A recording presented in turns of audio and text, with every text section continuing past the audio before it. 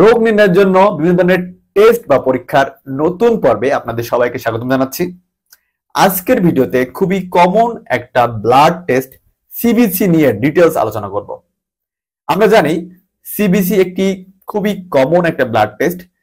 ডাক্তারের কাছে গেলে কম বেশি এই টেস্টটা আমাদেরকে দেওয়া হয়ে থাকে রোগ নির্ণয়ের জন্য। তো আজকের ভিডিওতে জানবো এই সিবিসি টেস্টটা কি, এই সিবিসি টেস্টের মাধ্যমে আমরা কোন কোন রোগগুলোকে চিহ্নিত করতে পারি এবং এই সিবিসি টেস্টে কতগুলো প্যারামিটার আছে, তার মান কম বা বেশি হলে আমাদের কি সমস্যা হতে পারে ইত্যাদি বিষয় নিয়ে। তো প্রথমে আসি আরবিসি নিয়ে। আরবিসি মানে হচ্ছে রেড ব্লাড কর্পাসল, অর্থাৎ যাকে আমরা বাংলায় বলে থাকি লোহিত রক্তকণিকা। আমরা জানি যে প্রাপ্তবয়স্ক পুরুষের লোহিত রক্তকণিকার পরিমাণ হচ্ছে 4.5 লাখ থেকে 5.5 লাখ পার কিউবিক মিলিমিটার এবং প্রাপ্তবয়স্ক একজন মহিলার 4 থেকে 5 লাখ কিউবিক মিলিমিটার এবং একজন বাচ্চার একটু বেশি থাকে 6 থেকে 7 লাখ পার কিউবিক মিলিমিটার। এখন যদি এই মানটা এই নর্মাল লেভেল থেকে বেশি থাকে তবে তাকে আমরা পলিসাইথেমিয়া বলে থাকি এবং এই মানটা যদি নর্মাল লেভেল থেকে কম থাকে তবে তাকে আমরা অ্যানিমিয়া বা রক্ত স্বল্পতা বলে থাকি। তো এবার আসি ডাব্লিউবিসি নিয়ে, অর্থাৎ ডাব্লিউবিসি মানে হচ্ছে হোয়াইট ব্লাড কর্পাসল, যাকে আমরা বাংলায় বলে থাকি শ্বেত রক্তকণিকা। এই শ্বেত রক্তকণিকার পরিমাণ প্রতি কিউবিক মিলিমিটার রক্তে 4000 থেকে 11000 পর্যন্ত হয়ে থাকে। এটা সাধারণত 5 প্রকার। প্রথমত রয়েছে নিউট্রোফিল, যেটা শ্বেত রক্তকণিকার বেশিরভাগ অংশই থাকে হচ্ছে নিউট্রোফিল, অর্থাৎ 50 থেকে 70% থাকে নিউট্রোফিল। তারপরে রয়েছে ইউসিনোফিল, যেটা 1 থেকে 4% থাকে। তারপরে রয়েছে ব্যাসোফিল, যেটা 0 থেকে 0.4% থাকে। তারপর রয়েছে লিম্ফোসাইট, যেটা 20 থেকে 40% পর্যন্ত থেকে থাকে। তারপরে রয়েছে মোনোসাইট, যেটা 2 থেকে 8% পর্যন্ত থেকে থাকে।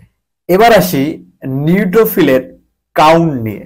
নিউট্রোফিল কাউন্ট আমরা জেনেছি যে 50 থেকে 70% থাকে। যদি 70% এর বেশি থাকে তবে সেটাকে আমরা নিউট্রোফিলিয়া বলে থাকি।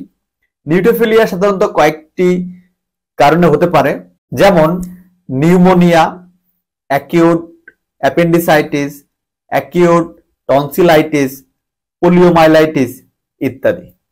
এখন এই নিউট্রোফিলের পরিমাণ যদি 50% থেকে নিচে নেমে যায় তবে সেটাকে আমরা নিউট্রোপেনিয়া বলে থাকি।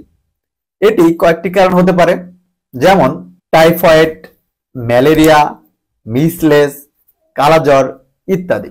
তো এখন আসি লিম্ফোসাইট নিয়ে। আমরা জানি লিম্ফোসাইটের নর্মাল যে লেভেল সেটা হচ্ছে 20 থেকে 40%।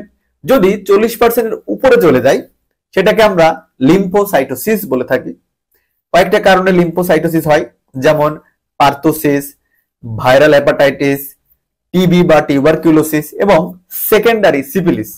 এখন লিম্ফোসাইটের পরিমাণ যদি 20% থেকে নিচে নেমে যায় এটাকে আমরা লিম্ফোপেনিয়া বলে থাকি। সাধারণত কয়েকটি কারণে হতে পারে, যেমন অ্যাপ্লাস্টিক অ্যানিমিয়া, এইডস, এসএলই ইত্যাদি। এবার আসি ইউসিনোফিল নিয়ে। আমরা জানি ইউসিনোফিলের নর্মাল যে লেভেল সেটা হচ্ছে 1 থেকে 4%। যদি 4% থেকে উপরে চলে যায় তবে সেটাকে আমরা ইউসিনোফিলিয়া বলে থাকি।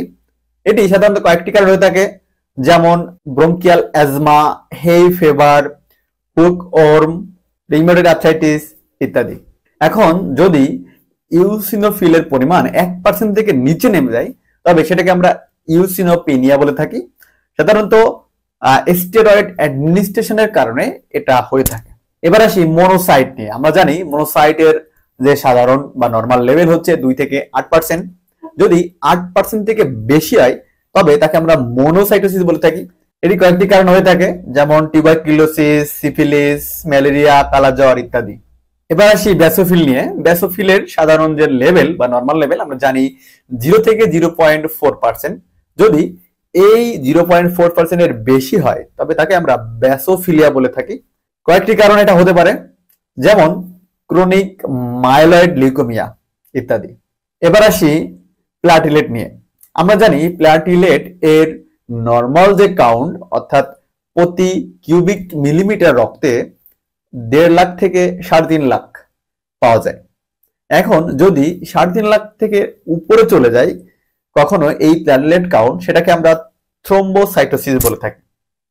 অনেকগুলো কারণে এই থ্রোম্বোসাইটোসিস হতে পারে, যেমন haemorrhagic, allergic reaction, post operative state, acute infection, Hodgkin disease, chronic infection ইত্যাদি।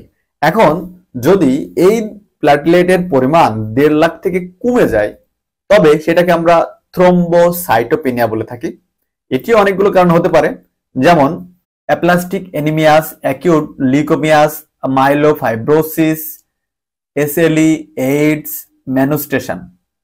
তবে অবশ্যই আপনাদেরকে একজন ভালো প্যাথোলজিস্ট ডাক্তারের শরণাপন্ন হতে হবে। সবাইকে অসংখ্য ধন্যবাদ এতক্ষণ ধৈর্য ধরে আমার ভিডিওটা দেখার জন্য।